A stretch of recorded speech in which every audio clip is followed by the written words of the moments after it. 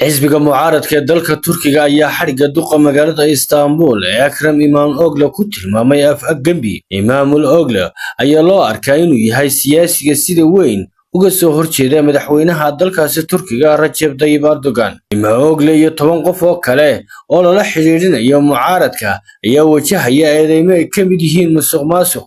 Hore kumanaan qof oo ku nool Istanbul ayaa dhigay barnaamijyo ay kaga soo horjeedaan xariga duqa magaaladaasi. dhammaan mudaharaadyada ayaa la mamnuucay muddo 4 maalmood ah iyo booliska oo basbaas ku buufinaya dadka isugu soo baxay magaalada Ankara.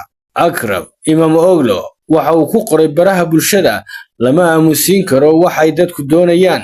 Muuqaal fiidiyoo ah oo la soo dhigay barta internetka ayuu ballan qaaday inuu u taagan yahay dadka Turkiga ee adduunka inta uu taagan yahay dimuqraadiyadda iyo cadaaladda.